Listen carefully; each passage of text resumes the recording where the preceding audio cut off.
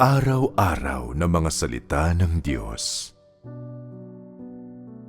Dapat wasakin ng Diyos ang Sodoma. Henesis Kabanata 18, Talata 26.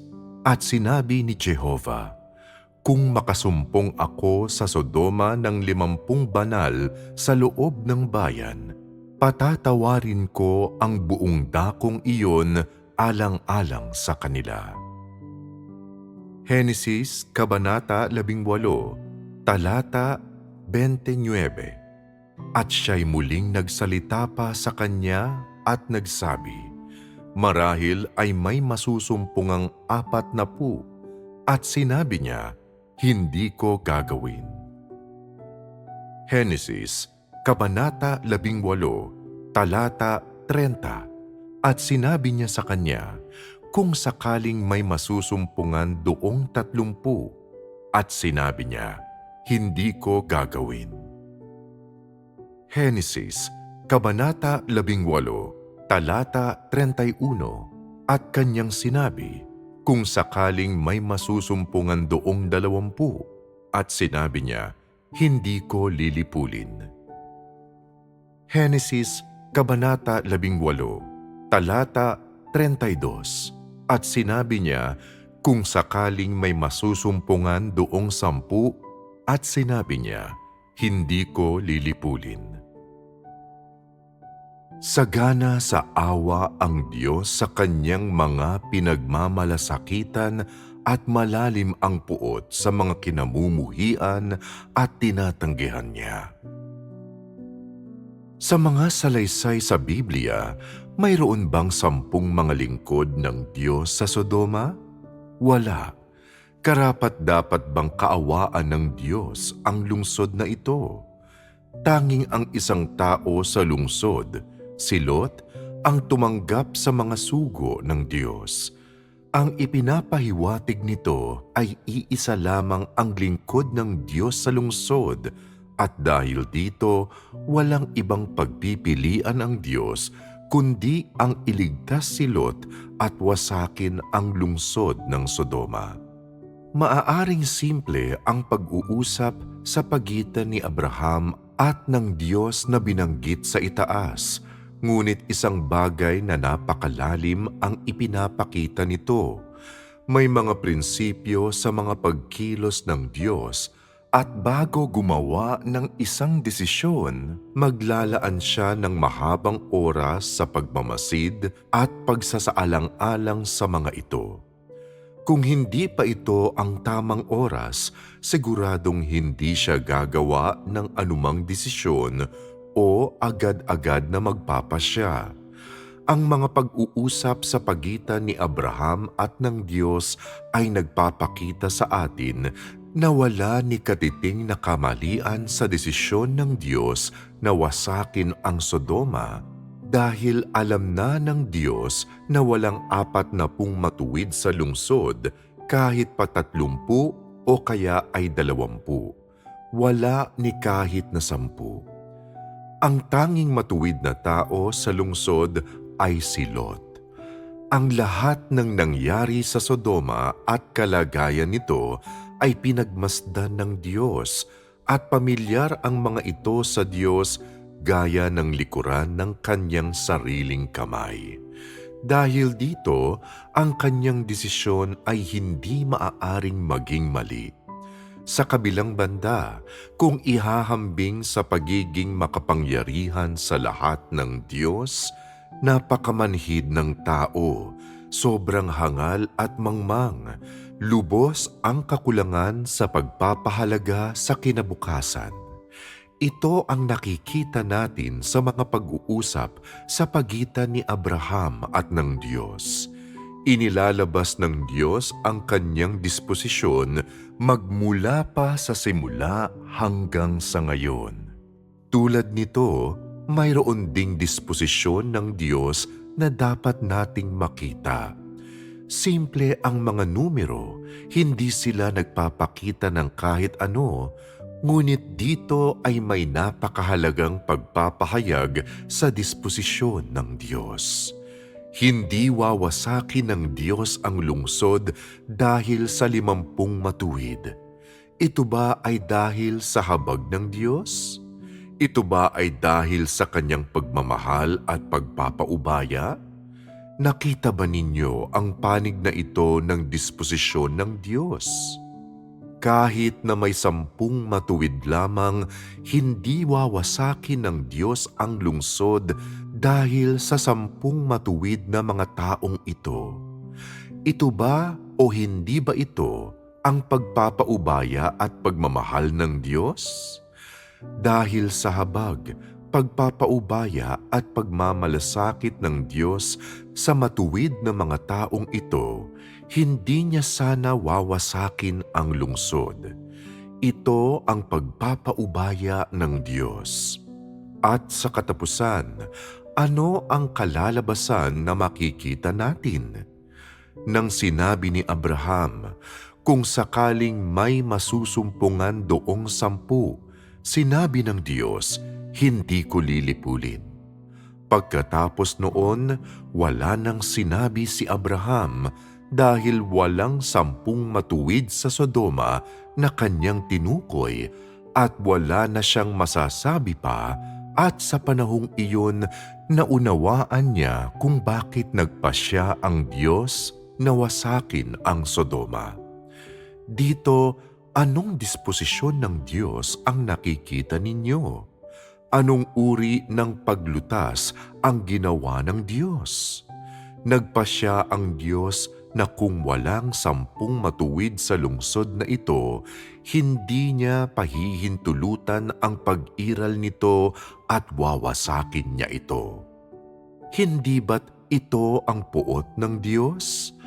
Ang puot bang ito ang kumakatawan sa disposisyon ng Diyos?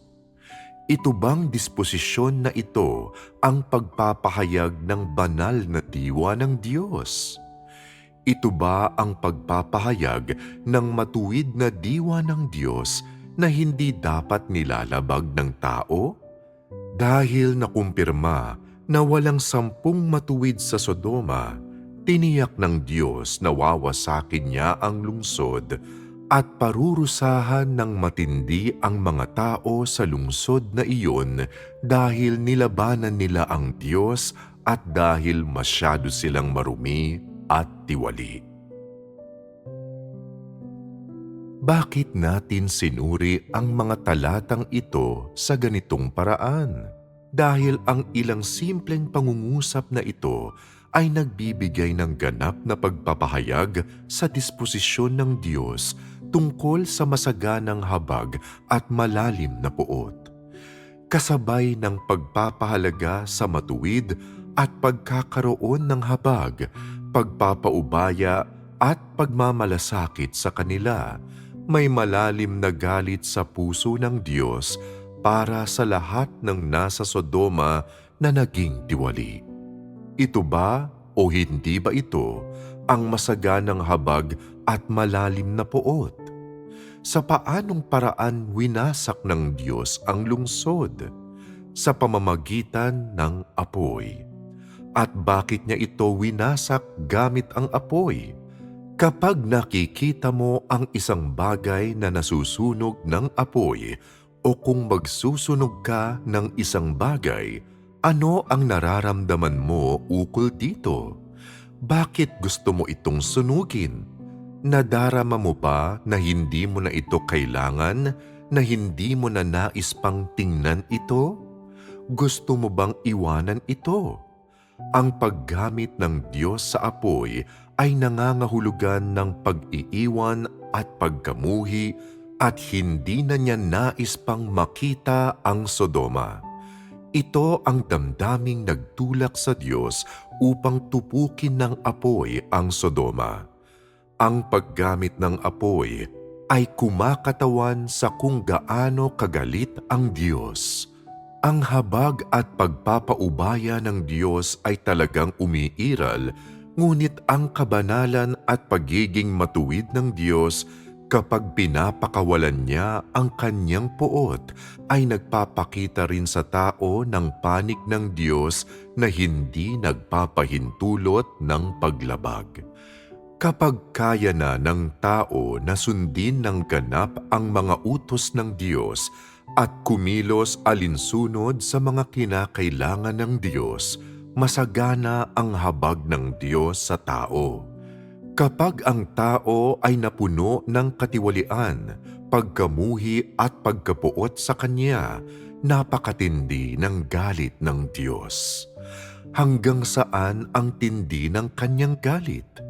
Mananatili ang Kanyang puot hanggang hindi na nakikita ng Diyos ang pagsuway at masasamang gawa ng tao, hanggang sa mawala na ang mga ito sa Kanyang paningin. Saka lamang mawawala ang galit ng Diyos. Sa madaling salita, kahit na sino pa ang tao, kung ang kanyang puso ay naging malayo sa Diyos, tumalikod sa Diyos at hindi kailanman bumalik, paano man niya ninais na ipakita ang kanyang pagsamba at pagsunod at pagtalima sa Diyos sa kanyang katawan at pag-iisip, ang puot ng Diyos ay pakakawalan ng walang humpay. Masasabi na kapag lubos na pinapakawalan ng Diyos ang kanyang galit dahil nabigyan na ng sapat na pagkakataon ang tao, sa oras na pakawalan ito, wala ng paraan upang bawiin ito at hindi na siya kailanman pa mahahabag at magpapaubaya sa naturang sangkatauhan. Ito ay isang panig ng disposisyon ng Diyos na hindi nagpapahintulot ng anumang paglabag.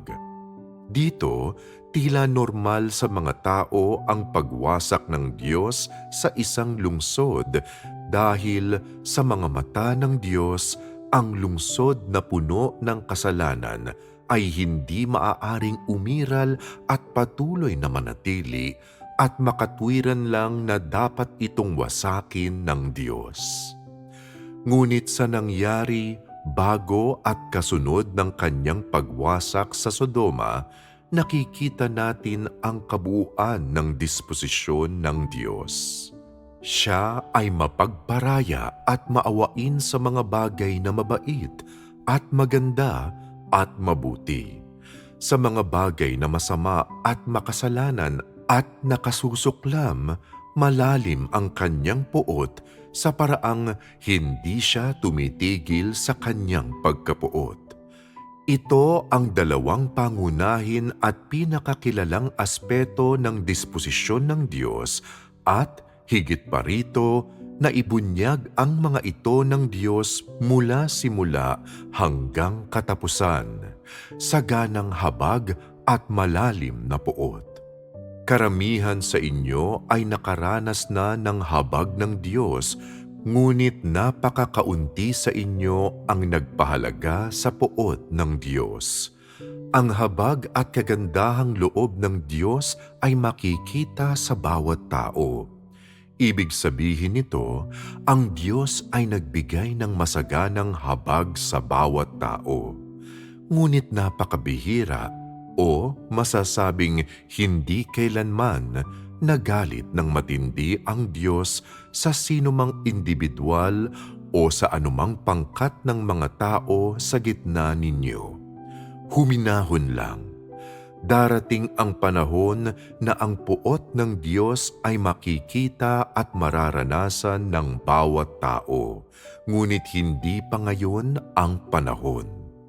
At bakit ganito?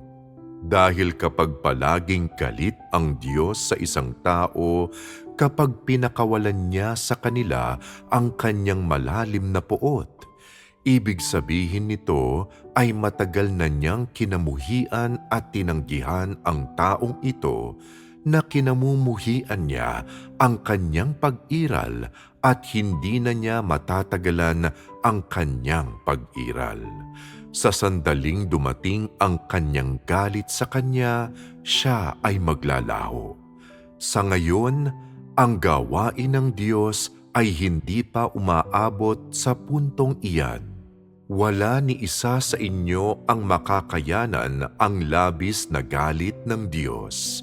Nakikita ninyo kung gayon na sa panahong ito, masaganang habag lamang ang ipinapakita ng Diyos sa inyong lahat at hindi pa ninyo nakikita ang kanyang malalim na galit.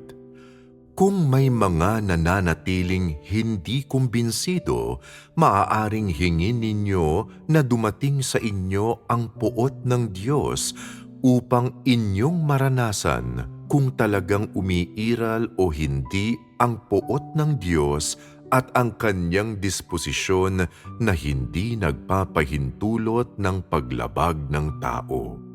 Maglalakas loob ba kayo?